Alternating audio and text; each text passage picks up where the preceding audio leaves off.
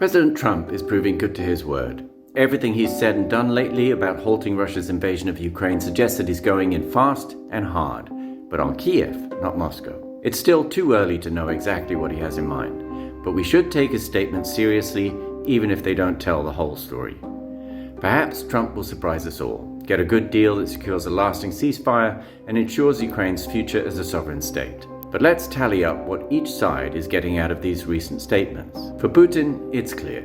His diplomatic isolation from the West has been broken by the only country that in his view really counts, the US.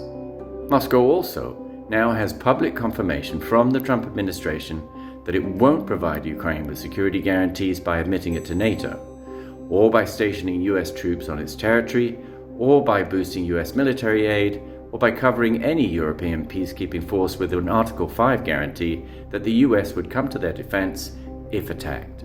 The Kremlin also now has a US president who seems to accept its narratives, that Ukraine may not have a future as an independent state, and that Putin's decision to invade a neighboring country wasn't really Putin's fault. For the US, the return of prisoners that Moscow had in effect taken as hostages on bogus charges, and it remains unclear what was offered in exchange, plus an agreement in principle to secure $500 billion worth of mineral resources from Ukraine.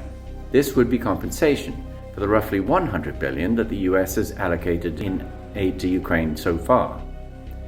For Ukraine itself, nothing but mortgaging of its economic future to the US.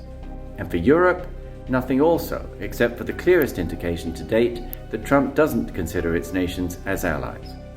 When he was challenged on all of this by reporters, Pete Hegseth said that there is no betrayal there, just a recognition of reality. This is true, but only in the sense that US decisions will shape reality. If it isn't also to be a betrayal, that's now for the Trump administration to prove.